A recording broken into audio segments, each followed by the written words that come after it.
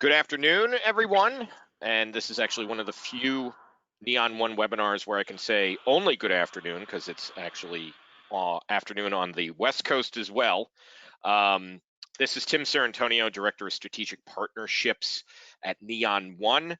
I am very, very, very excited for today's presentation, Anything But Normal, What Giving Tuesday Now Can Teach Us for Giving Tuesday 2020. And it appears that many of you are also excited. This was a highly registered for a presentation today, so I'm gonna kill a tiny bit of time with some housekeeping before I hand it off to Woodrow and Celeste for today's presentation formally. So we're pretty excited about this. There's a lot of things that are obviously different this year, but one thing that is not is the power of Giving Tuesday and the ways that generosity can really drive your end of the year campaigns, as well as just how you interact with people. And so the focus on generosity, the focus on just engagement is something that we're going to unpack today. This is really helping kick off our end of the year series as well. So at the end, I'll talk about where Neon One is going to be going with the things to empower your organizations over the next few months from a content standpoint and guidance standpoint. But first, housekeeping before I hand it off. So this is being recorded. The recording will be going out tomorrow. There are slides. It's under the handout section, and the handout is downloadable as a PDF, and the PDF will also be going out in terms of what people can download. We will be taking questions. So I talked with Woodrow and Celeste, and where we fell is if it's pertinent and a question that's really burning, I'm going to interrupt them, but we will be also setting aside time at the end to engage things. Our Giving Tuesday content typically has a lot of questions, and also some of you did answer what are kind of your concerns and your apprehensions about Giving Tuesday and just end of year. And so Woodrow and Celeste were provided those. I might even actually reference some of those at the end for people as well, just to kind of, be authentic about it. This isn't a usual year, and so this is really, really something that we think is going to help you folks. So with that said, I'm going to hand it over to Woodrow and Celeste to take it on. I'm going to shut my screen off. I will be on mute, by the way, but if I might pop in and welcome to Giving Tuesday, and really looking forward to today's content today. Take it away. Thanks, Tim. Hi, everybody. My name is Woodrow Rosenbaum. I'm Giving Tuesday's Chief Data Officer. I'm here to talk to you today about some of the indicators that we are seeing now in the data and since and on Giving Tuesday Now that can help to get us a little bit more prepared for what is bound to be an unusual end to an unusual year. Celeste, I'll let you introduce yourself before I carry on and share some of those figures. Hello, everyone. I am grateful to be with you today. My name is Celeste Flores, and I am on the Giving Tuesday team. And I work specifically with our community leaders. Those are individuals who and organizations that run Giving Tuesday campaigns for their communities. Many different definitions of community, but I look forward to speaking with you in just a few minutes about campaigns.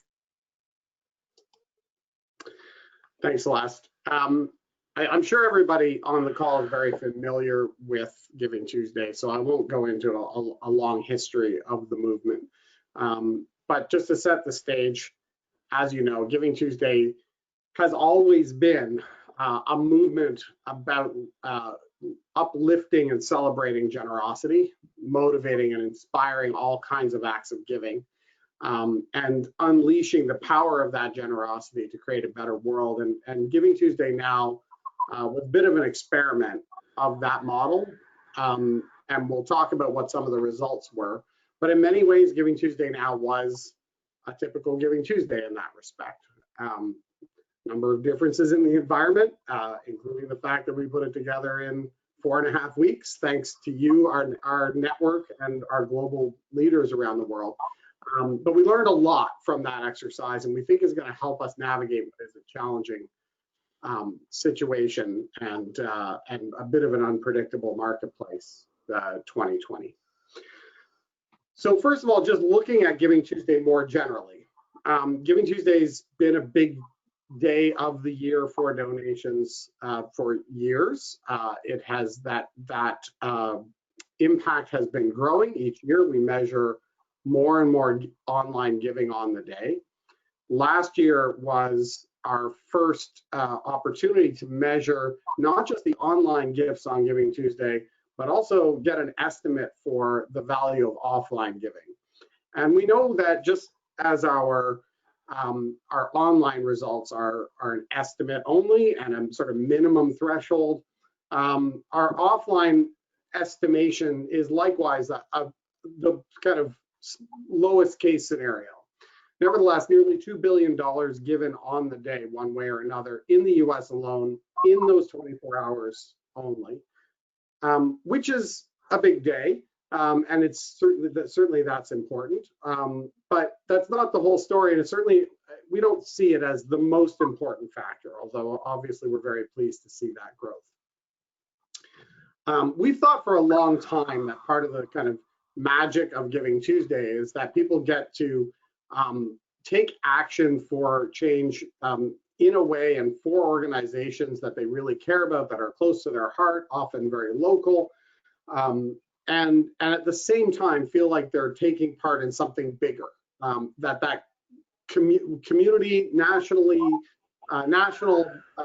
global experience is part of what the appeal of the movement is. And last year, this study by Horizon Media, we didn't even know they were doing it, really bore that out, validated that concept. And they found that the majority of people who donated on Giving Tuesday were doing it in order to be part of a bigger group of people doing good. So clearly there is a really good perfect situation there where you get to take that really personal action, but also feel like you're part of the big party.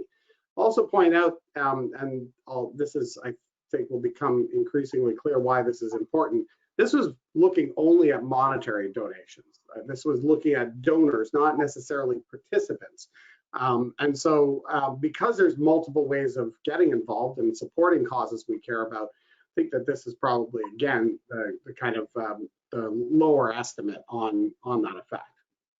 So speaking of the way that people give, our minimum estimate is that about 27 million US adults participated in Giving Tuesday 2019 in one way or another. I know everybody's curious about where Giving Tuesday Now fell, and we'll get to that in comparison.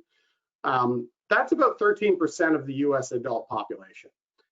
Most of those people did more than one thing. We think that this is really, really a critical point that organizations have to be really careful about. When given a choice, people are choosing an engagement that's more than just transactional. Their choice is to get involved in multiple ways. In fact, only giving money is the least popular behavior on Giving Tuesday. Now, as we look forward to Giving Tuesday in 2020 in a situation that is unprecedented, there's lots of economic uncertainty, there's many problems in the world and at home. We think that providing a diversity of modes of engagement is going to be really critical, both to immediate success as well as recovery and sustainability for the sector and for organizations in the US and around the world. So think about providing people with more ways to engage and show their support of your organization as a best practice. That's always been true. We think it's particularly true now when things are so challenging. So we've seen for a long time that people have told us that Giving Tuesday inspires them to be more giving. And this was true for Giving Tuesday Now. It's been true every year of Giving Tuesday. It's been true in countries around the world. And we also see that that a high percentage of people who are aware of Giving Tuesday choose to participate in some way. What's interesting is those people are putting their money where their mouth is, so to speak. When we look at donation behavior, we see that existing donors, after their first Giving Tuesday engagement, tend to give more and more frequently to that same organization in future. And of course, if you keep a donor in your file for a long time, you're going to tend to see greater value from them over time. What happens after that first Giving Tuesday engagement is that curve gets steeper. Their value increases at a higher rate. We also see that donors acquired on Giving Tuesday are retained at higher levels. They're more likely to be fundraisers for the organizations that they support, and they have a higher expected lifetime value. So what we're seeing here is that Giving Tuesday, when integrated well into an organization's engagement of donors, really does help to as a catalyst for a higher return on investment from those donors. So in our research right now, we're really trying to help the sector get a solid picture of the giving landscape in giving in all its forms, to understand what are the trends and indicators of both risk and opportunity, so that we can help to plot a course, not just for recovery of the sector, but ideally to realize a positive legacy from some of the challenges that are in front of us right now. So we're doing social listening. We're carefully evaluating the conversation about giving and generosity in the environment, both with respect to Giving Tuesday as well as more generally. And you'll hear a little bit about what we found on GivingTuesdayNow. What we're seeing right in this moment is that the conversation in 2020 at this time with respect to Giving Tuesday is substantially different than the conversation at the same time in 2020 or 2019. The dominant themes right now are about community, and most recently also about justice, which is very interesting because we're seeing a connection to what people are really concerned about right now at a level that's higher than previously. Also, I think part of that is just how organizations are engaging more effectively than they were in previous years, when the dominant themes tended to be about the hashtag and donation. Now we see this nonprofit community talking about things that people actually care about. We think that that's going to bode really well for results. We're also doing survey research. We're looking at what are people's attitudes, how are they changing, and how does that intersect with what they're talking about and the actions that they're taking. And with respect to those actions, we're looking at the aggregated direct giving behavior. So donation transactions, we have now the most in-depth data sets of individual transaction data going back many years. That's very up to date. Our partnership with the Fundraising Effectiveness Project has dramatically increased the breadth and value of that data, as well as its recency. So we're able to see what the patterns of giving are, again, in relation to these other themes in the environment, which is really important. And we're analyzing historical data from that transaction record, from the tax record, from meta-analysis of other research, not because we think that that's going to be so indicative of what we can expect in 2020. We don't think you can look at the last recession and say, oh, that's what happens in a recession, so we can expect that in 2020. In fact, we're already seeing substantial differences, but rather it's an opportunity for us to identify what are the indicators of various weaknesses, risks, and opportunities, so we can look for that signal in our data, what people are talking about, what they care about, and what they're doing in order to be a little bit more proactive in response as we see some of these elements appear in these various data streams. So that's the work we've been doing. Some of the findings that we think are relevant. So first of all, the nonprofit sector is pretty resilient compared to many others in terms of response to economic shocks in particular.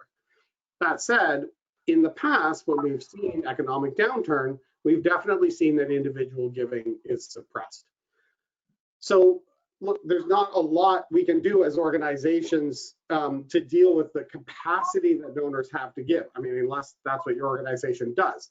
And please take care of that if you do.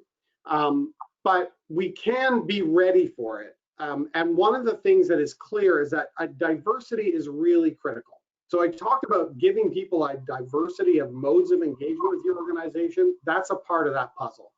You need them to have multiple ways to get involved. You need to build that stronger connection. That's really going to help with solidifying sustainability, and also a diversity of supporters. Because if you're too focused on one type of revenue stream or one type of donor, I've heard a lot of people talking about the K-shaped recovery and how we should be focusing on larger donors. We really think it's a mistake to focus heavily on one area, because that diversity is what's going to make our organizations more resilient. And in fact, as I will share, there's some indicators that you're missing an opportunity that's in front of us that's perhaps unprecedented if you don't diversify in that way. So the opportunity. This is 2020 versus 2019. So the blue bars are each week, the first 20 weeks of the year, relative to that same week in 2019. And this is looking at online donations. And you can see there was a substantial slump March into April. This is not surprising. The recovery has been substantial. And we've got new data coming in. We look at this on an ongoing basis, and it does shift, but the basic story has been fairly consistent now since the end of May. What we're seeing is that the recovery from that slump has been strong. Now, it doesn't necessarily mean a rising tide lifts all boats, but overall, compared to 2019, this orange line indicates where the net position is. We're substantially up in online giving compared to 2019. Offline actually has a similar pattern. As you can see, we've had a couple of slumps. Now, I think part of what we're seeing in the first slump is absolutely real. The online giving is a good indicator of what's happening immediately, because we know those date stamps are right. Those transactions are recorded immediately. And so with offline, whereas we know that there's some lag in reporting, there were some delays on things like postal. There are literally checks sitting on desks in March and April. Nevertheless, the fact that this slump in offline lines up fairly closely with the online slump, I think really is suggestive that was real. We're seeing a reduced number of value in donations at that time. Some of the slump we're seeing toward the middle of May, I think maybe a delay in processing. We see this really big 20th week of the year, and I think that was in part a processing delay. Nevertheless, with offline as well, we're seeing a net increase versus 2019. And I will tell you that we're about to release some new numbers. We're looking at this a number of different ways. This is holding up. We're seeing a higher levels of donation, which we think is really critical. Also, anecdotally, I will tell you that a lot of the platforms we've talked about said that what they observed was that the slump prior to the recovery period was at least in part driven by the fact that organizations weren't asking. Regular business was disruptive. People were adjusting to work from home. There was events being canceled. The sector has not yet adjusted. We also were hearing from those platforms that their clients were telling them, some of their clients are telling them, we're worried about asking people right now for money. We're worried that it's inappropriate.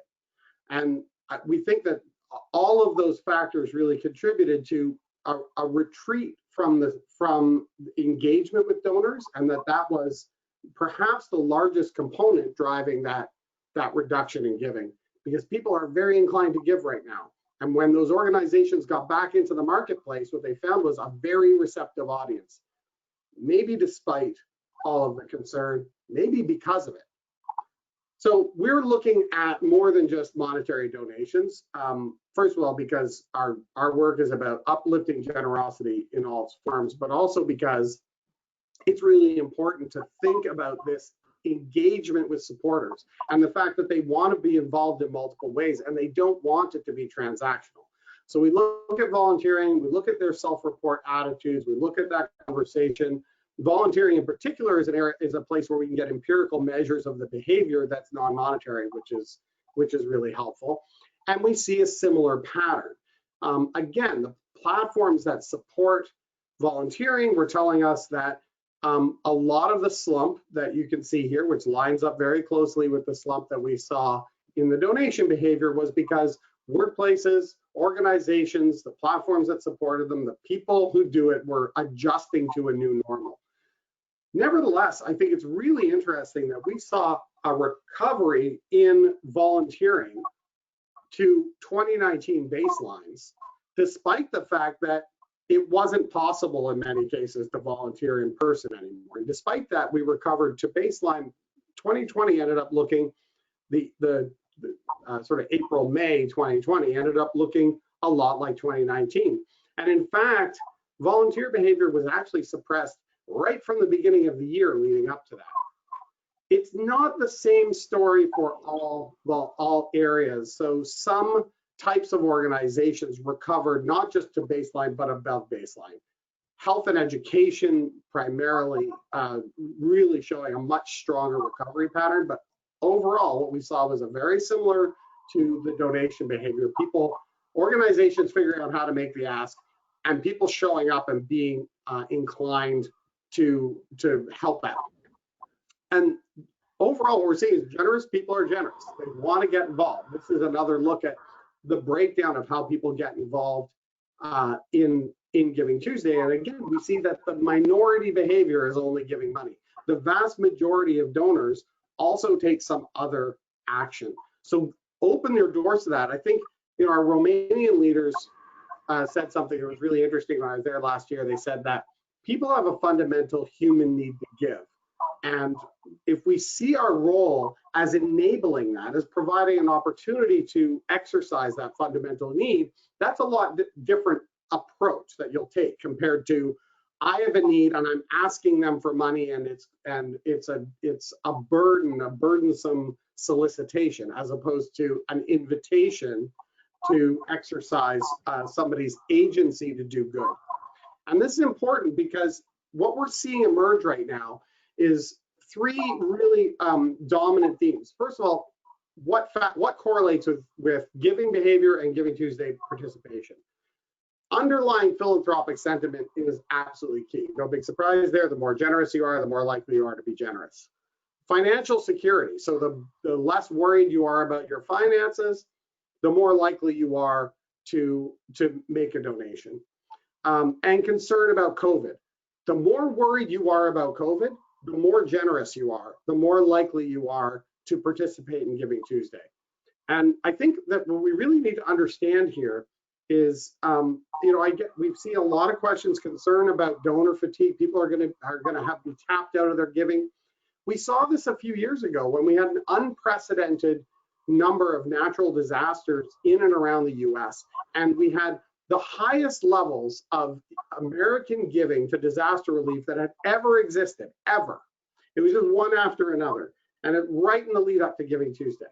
And a lot of people were worried that the givers would have given all they can. But it's the people who participated in those disaster relief campaigns were more likely to give, not less likely to give. These people are the customer. This is who we should be engaging. And when they're given lots of opportunity, they step up time and time again. And so, although what we see is, look, financial security is insecurity is a suppressing factor, and people may have a reduced capacity to give. They might just have less discretionary income, but they're highly motivated to give right now. And they are looking for lots of different and new ways to give, and they're using this, it appears, as a way to kind of mitigate their uncertainty and feelings of concern right in this moment. So our job is to provide them with that opportunity to express that agency, to feel like they can do some good. And in fact, I think the biggest risk we have to end of year fundraising right now is not donor fatigue, it's organizations not being present, because their capacity is reduced, because they're adjusting to not being able to do events, because their earned revenue has been reduced, so they don't have people, or because they're worried that they shouldn't be asking right now. I'm here to tell you, you should be asking right now. You should be giving your supporters the opportunity to feel good about giving to you and feel good about supporting you in lots of ways. And that if we don't rise to that opportunity right now, we're going to be leaving money on the table. So I get asked a lot to predict what Giving Tuesday is going to look like, what end of year is going to look like. People are asking me which president is going to win the election. They're asking me if the Canadian Parliament is going to be dissolved. I don't know. I don't think any of these things are going to have no impact on the giving experience at the end of the year. But I'm telling you that there is more variability in the marketplace, and there's more uncertainty, and there's financial threat. All of those things are true. But we are also seeing an unprecedented level of grassroots generosity and people being motivated to give like never before. And that opportunity is playing itself out for organizations of all types and all sizes. And so we really do have an opportunity. And right now, what we're seeing, as I said, is not a net reduction. So far, 2020 is on track to be bigger than 2019. Now, December always tells the tale. Giving Tuesday to the end of the year, we know that that's what matters, 20% of all giving. But so far, the indicators are very strong. So I encourage you to get out there and give. All right, I'm going to turn it over. Maybe, Tim, I'll just pause for a second here and see if there are any questions about anything that I just shared. But then I will hand it over to Celeste to talk to you guys about some of the practical ways that we see organizations being able to get engaged. Yeah, absolutely. So a lot of the questions were actually answered as you were talking. So one specifically was about predictions. So kind of laughed when you went off on that. Can you predict what's going to happen? I think you answered that. In all honesty, the only outlying one is a comment from our friend Julia Campbell, Neon One consultant. Off topic, but Celeste, I love your earrings. So, so thank you, Julia. That's the second most common comment I get when I do webinars. Mine is about the Wonder Woman dress behind me. So when I turn my webcam on, folks, that'll be your Easter egg today. Celeste, I say it's all yours now.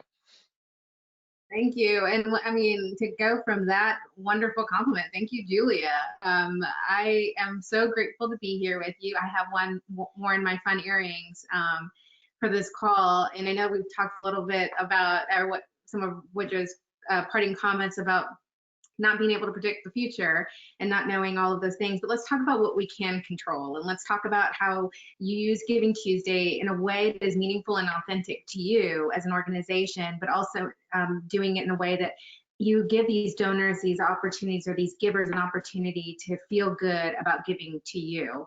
I'm going to talk a little bit more about what we've learned from Giving Tuesday Now, and from how our communities are activating, not only how they activated in Giving Tuesday, in the May Giving Tuesday, but how we are ramping up for, and how you should be ramping up for the December 1st Giving Tuesday.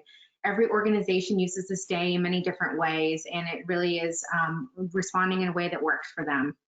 And we know that it's a year of concern and an overwhelming calls on our time right now.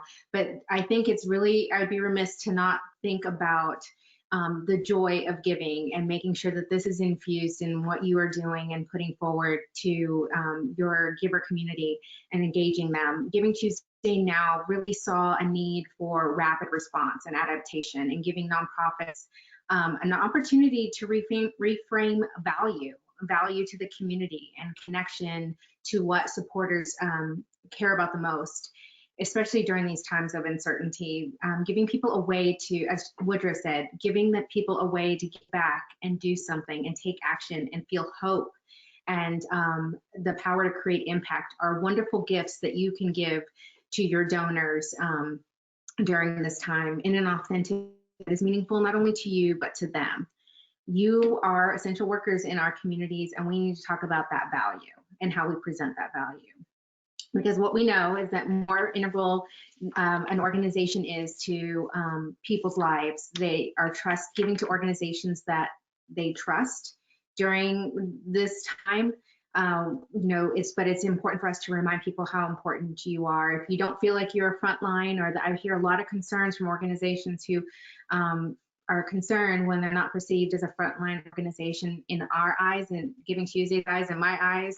I think all organizations are frontline, but I think it's really important to answer the question and to demonstrate what your community would look like without you or your work being in existence.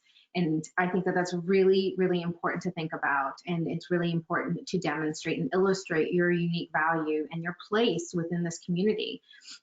And we'll talk a little bit more tactically how you might do that and how you might craft a campaign and send that message clearly.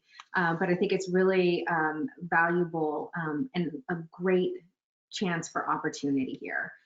So I'm going to pivot a little more about recovery. I know that when we talked about the campaign in May, we were in a very critical crisis situation, and hopefully we can pivot some of the conversations to recovery and infuse some learnings as it relates to crafting campaigns and things we learned when standing up a global day of generosity and solidarity during a pandemic.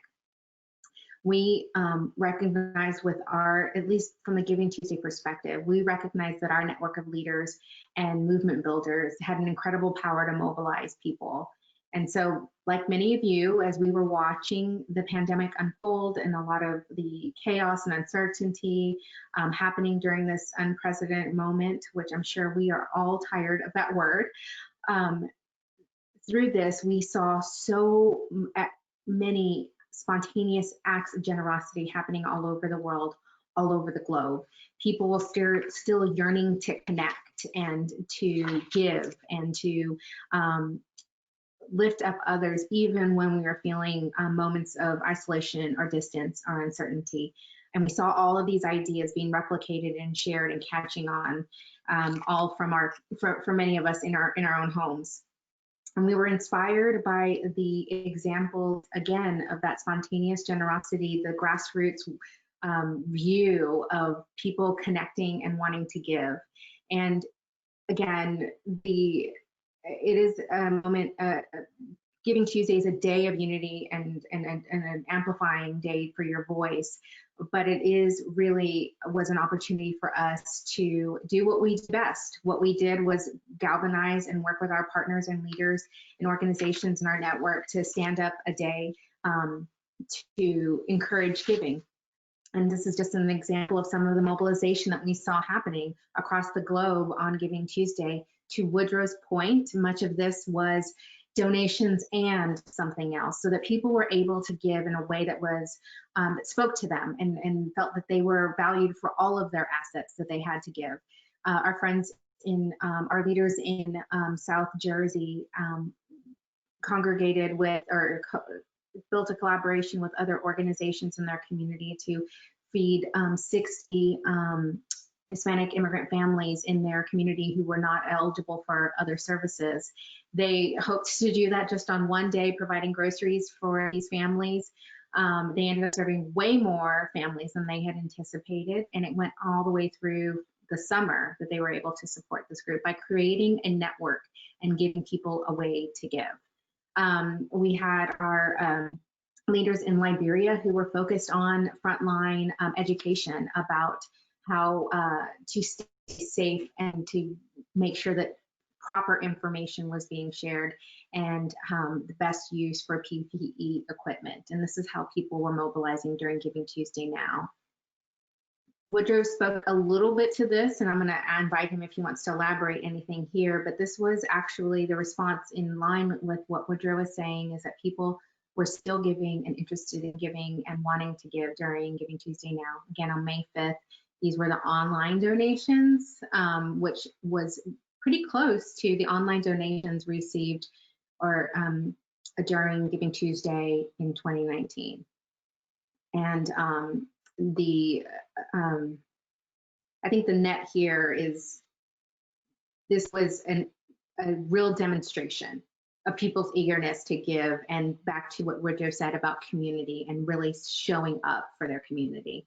I don't know, Woodrow, if you had any thoughts on this particular slide around the data for Giving Tuesday now. Just very briefly, I'll just mention that we did see lower participation in the kinds of activities that require you to show up. So volunteering is a little bit lower, giving stuff was a little bit lower. It was, but I think it was really interesting that, you know, we have a campaign for Giving Tuesday 2019 where people have months to prepare, and it's all about, like, most of the organizations are talking about give us money, give us money, give us money, and $511 million is raised in the US online. 4.5-week lead time. People are talking about community first and foremost, not donation, and we see roughly the same value in donations online. So I think it really does speak to how connected people are to their communities and how much they want to give back right now. Yep. Thanks, Woodrow. So why we built Giving Tuesday, I know a lot of you are veterans and know this day very well and use it in many different ways, but we really believe that giving is that mechanism to build a community that we all want to live in. And we are trying very hard to redefine who is the giver and who is a recipient of generosity. Everyone has something to give, and giving, providing that space for them during this time is really very important, and it's going to take all hands on deck for putting things back together again, not as things were, but as we wish them to be. And we definitely see this as a clear focus in our work as it continues towards December 1st. Allowing people to leverage all of their assets and all that they can give is going to be really truly important during this time. So as Woodrow had mentioned as well, I keep referencing Woodrow, but he just said so many great things that really support what I'm talking about on how to build a really authentic campaign. Everyday giving is, the everyday giver is so important right now. I think it was in the first quarter of 2020, gifts of less than $250 were up 4%, while major donations over $1,000 were down. It really is the grassroots everyday giver who can provide sustaining giving and moving them from transaction to transformation and to the point where they are an advocate for your organization. Many of us are development professionals for a lot of years, and we know this very, very well. People who believe in things will give, but they will repeatedly give if they consistently are engaged and given touch points and opportunities to move up this ladder of engagement. And so it's on us to really continue to think of ways that we can give people that permission to participate. There are many, many ways that organizations use this day to galvanize their missions and to talk and to activate on this day. Many of you are fundraising or a kickoff to your day, your end of year campaign, using the day as a particular call to action. These are just some examples of the many ways that organizations and communities around the country and around the world use the day, besides direct fundraising. And while I completely recognize the constraints and the time that you all have and the strains on your own time that you have right now, to think outside the box and think about how you can use this day and the megaphone of this day to amplify your work. You don't necessarily have to spin up something completely separate or something totally new, but maybe there's a new dimension to how you might be approaching your end that you could add to activate specifically around Giving Tuesday. Maybe generating a simple activation, but using the voice of this day to benefit your work. Maybe it's using the day to prime the pump for your year-end campaign and reconnecting with donors. But we have some organizations who offer some sort of convening, and we know that there are a lot of that's going to happen virtually this year. But is there some sort of enrichment experience, like a town hall or information sharing, something else that you can do on this day to educate people about your work?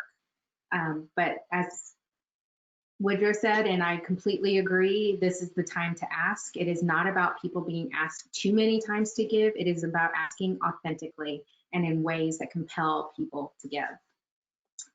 So a few things about crafting a campaign, and something that we are seeing as completely relevant during this time, especially during Giving Tuesday Now. I can't emphasize enough how much we have leaned on collaboration to grow this movement since 2012. But it is now more than ever, the most important thing we can do is leaning on others and working with others to amplify. And working with some key partners together to share resources, build ideas, and to lift up each other's work. But I would reiterate that working from a place of joy and abundance when building something for people to engage with will be far more far-reaching than being operating from a place of scarcity.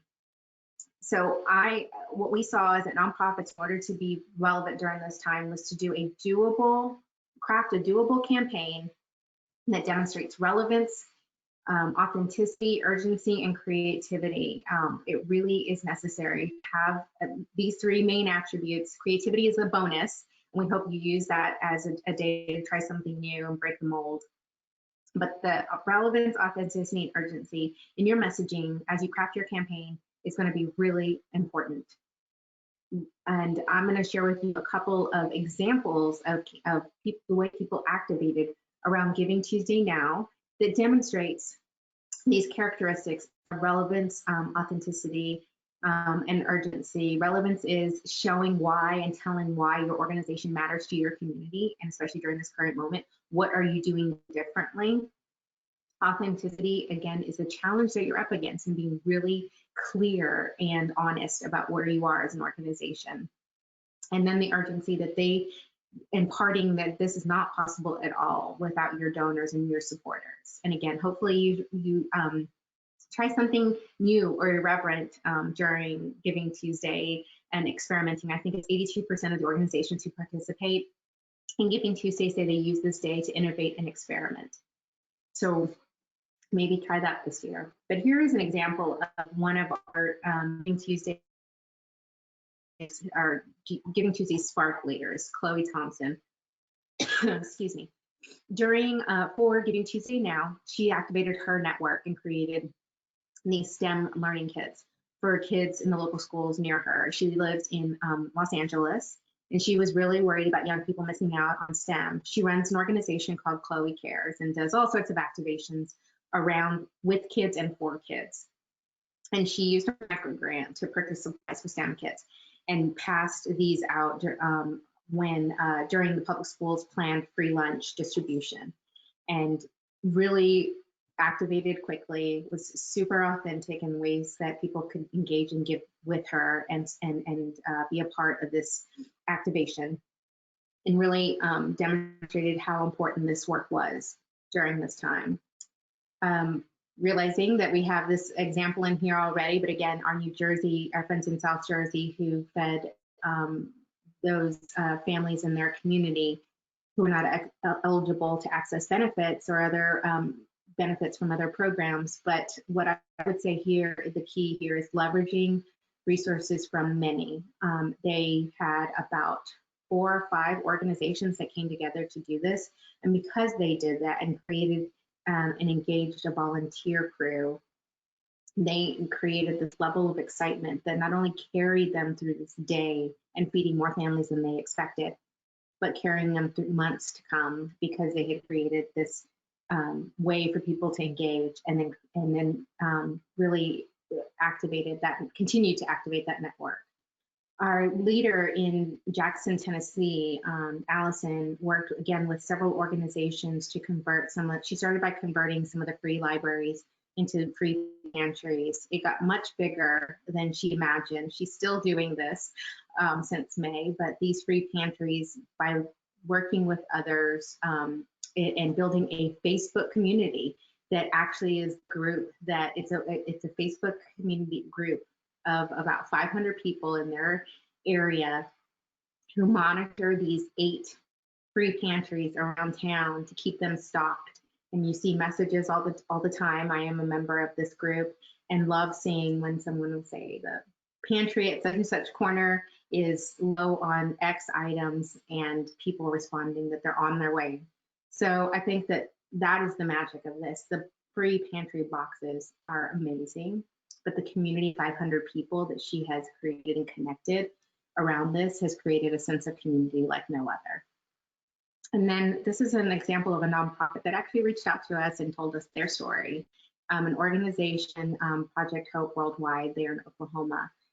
Many of you on this call have had an event that raises a good amount of money for your budget. Had to cancel an event due to the pandemic, and she pivoted using some of those traditional gala supporters to provide a match pool funds and actually engage peer-to-peer fundraisers and equip them with all they needed. She created a Google Drive and shared everything from logos to emails, which many of us already do, to raise money. And she managed this on her own. She was a single development officer in this organization, but this is just an example of a way to pivot from something that was in person and community building and created a sense of community and raising money in a different way. This is one of my favorite things that one of our leaders mentioned at one point. The antidote to fear, and uncertainty is action. I know a lot of us feel that we might be stuck in our tracks and really trying to pivot and to move quickly and to do the best that we can, given the resources and the time and the many challenges that we are facing, but we just need to move. And hopefully these are some tools and tips that I share with you that will help you move in support of your efforts. We on our website have a guide for nonprofits to use to help them get ready for Giving Tuesday with all sorts of tips and tricks, a lot of things that I was talking about in this presentation. And I guess we need to get that into maybe a handout or as part of the follow-up, but you could always just go to GivingTuesday.org and find it. And lastly, as another way to connect to the things that might be already happening in your backyard related to Giving Tuesday. As I said in my introduction, I work specifically with our community leaders. There's about 230 community leaders in the US and many other community leaders in other countries who are standing up a campaign in their community. It could be geographic or issue-based, but leaders in Cleveland, Ohio, running a campaign to engage nonprofits and the community around Giving Tuesday. So I encourage you to also look on our website, again, on GivingTuesday.org, to see if we have a map with all the community campaigns, to see if there's a community campaign happening in your backyard that you can tap into. I encourage you to do so. And the same with countries. But again, together we can respond and recover. And I hope I've given you enough to consider. Don't be overwhelmed. Do what makes sense for you and what is authentic to you. But I encourage you to try something new as well.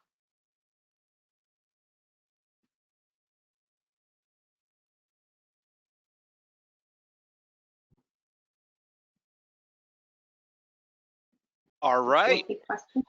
Yeah, and we do have some questions. I will say that Deanne just said thank you for this encouraging presentation, and I would agree. So we got some two questions right now that are kind of going to kick it to both of you respectively. First, we're going to go into the data. So Woodrow, I'd love to hear your opinion on this one in particular, and then Celeste, I'd love to hear your opinion on the second question in particular. This year has highlighted our need for more unrestricted funding. What's your opinion about making the focus of our Giving Tuesday campaign monthly donations? Before diving in, I will share, and I remember sharing this with you, Woodrow, when we analyzed Neon One giving back in December of 2019, we found that 11.6% of new recurring donations were initiated on Giving Tuesday in 2019. I remember you having the same reaction. Still blows my mind. Yeah, listen, recurring skews to younger adults, I think, for a number of reasons. We have a lot of data on their attitudes and behaviors. I think part of the reason for this is that they feel more financially stressed, but they're more inclined to give. They're more inclined to give, not less. And a monthly donation gives them something manageable. They're accustomed to subscription models. So I really think there's a great opportunity. Giving Tuesday skews to young adults. I mean, it's highly engaging across the board, but most engaging to that 18 to 34-year-old demographic. So yeah, monthly. I've heard people say, never ask for a one-time gift on Giving Tuesday. Now, I think your mileage may vary. You need to think about your particular audience and who you're talking to and all of that. But yeah, go for monthly, 100%. And that might even touch on some of the stuff that Celeste's going to talk about. Celeste, did you want to weigh in on anything there? No, I agree with what Woodrow was saying. They're definitely giving people a gift that keeps on giving. Absolutely. And Lisa, one of the things that Neon One's going to be doing is our November webinar. We're trying to hold 2, webinars a month for the whole Neon One ecosystem. The November webinar is explicitly going to dive into recurring giving because we're actually in process. And Woodrow, I can't wait to actually talk to you about this. We are about to start analyzing in conjunction with a professor at the University of Dallas about 6 million recurring donation records specifically. And we're actually, Woodrow, we're binning them. We're binning them with 990 data, so we're going to be able to know, expenses as well as, because that's the annoying thing when you hear about recurring donations. It's like, oh, well, only like World Wildlife Fund can do a really good recurring donation program because they have the money. We're actually going to drill into sizes of organizations and expenses that they have on file. So can't wait to share that. It's going to be in November. And Woodrow, don't worry, we'll get you what you need there too. Okay, so November, that's going to be our webinar. Next month, we're going to be focusing in, by the way, I'm going to do my little plug of Neon One's webinars, and then we're going to shift into other questions. Next month, just be on the lookout. We're going to be doing 2 webinars in October. The first one's going to focus on 8 segments you need in your CRM for end of the year success. And then we're going to be doing a dive into University of Albany just published a report on board diversity, equity, inclusion, really deep dive in terms of how to enable 3 different outcomes that you should be thinking about for your board diversity. So look for that in the Neon One ecosystem. Are there, I will actually field this one, and then Celeste, I'm going to kick it over. Are there any particular giving platforms that do recurring donations well and make it user friendly?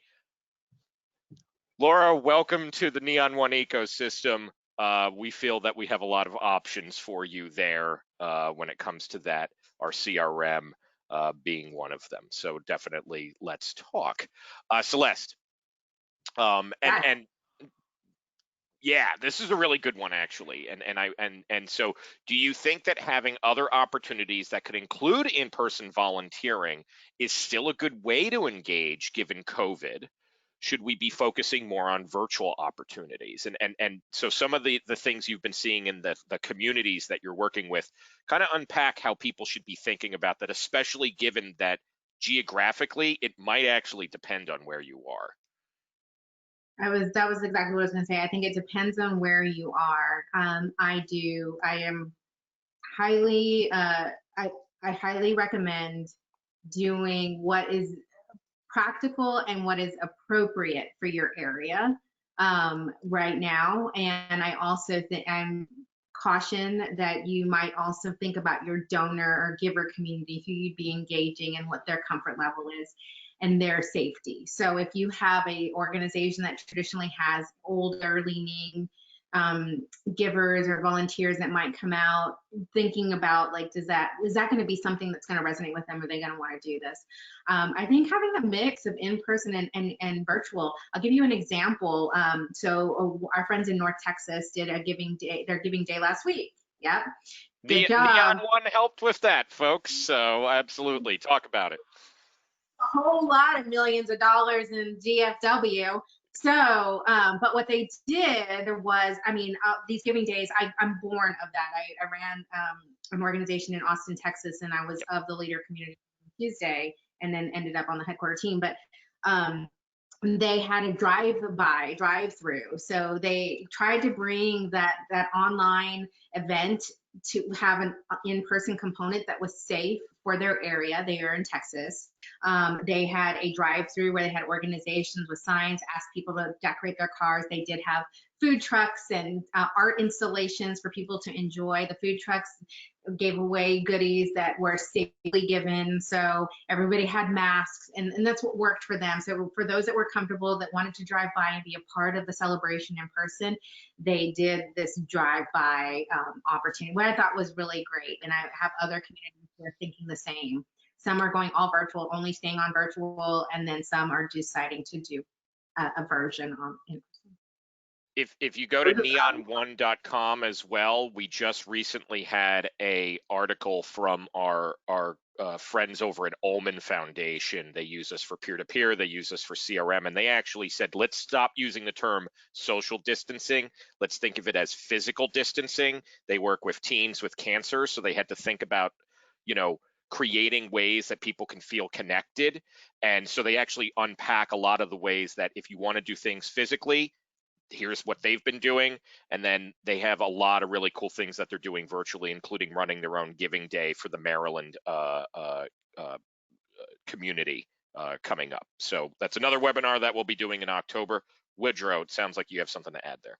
Yeah, I was just going to add that, look, the more you can incorporate a virtual component into what you're doing, the more resilient you're going to be to unexpected shifts, right? It's a good risk mitigation approach. And Celeste shared a couple of examples. We've seen lots of others that are kind of hybrid, right? People putting signs up, doing chalk writing campaigns, like doing things individually that then they share online that is part of a larger campaign. People can get out and do a thing without congregating. So think about some opportunities like that as well.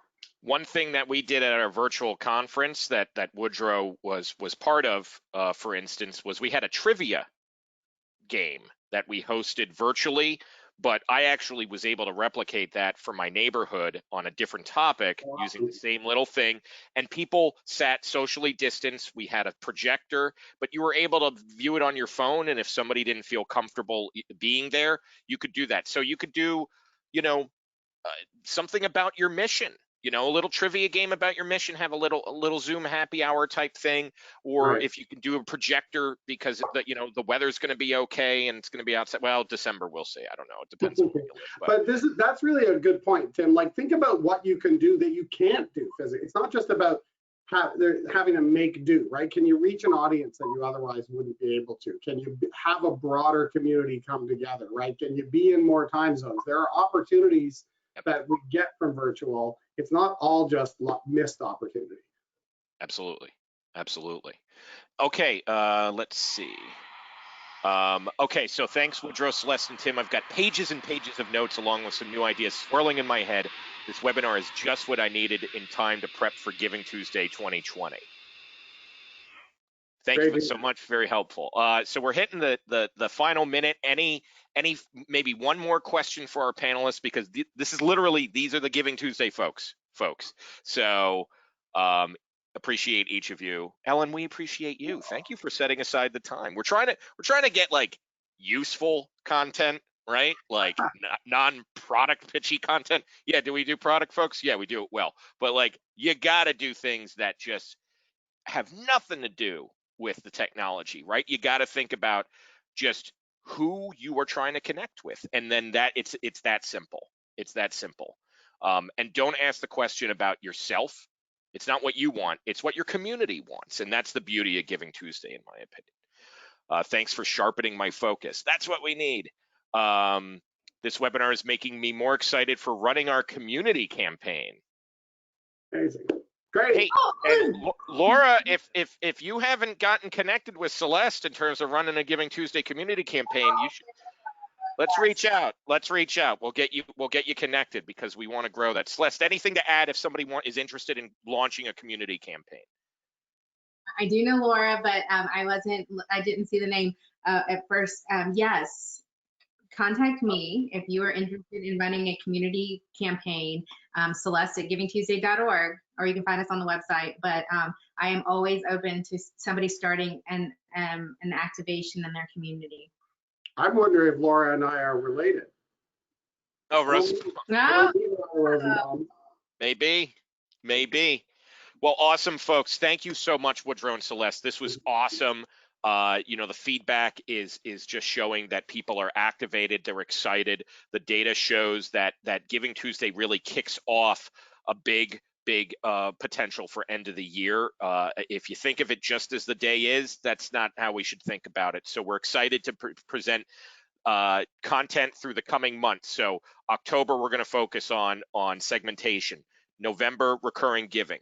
December is going to be kind of like a, oh gosh, what am I going to do now? Like kitchen sink type of engagement. We're also, for our enterprise caliber folks who are looking for sophisticated peer-to-peer strategies, we're about to launch a dedicated accelerator for that over the next 6 months. So talking about endurance tracking, talking about Giving Tuesday. We're actually going to kick off a Giving Tuesday specific one with our friends at CGC. Yes, this is being recorded. You will get the email tomorrow. And so, folks, we got lots of great stuff coming your way, and even some special things for our community hosts as well.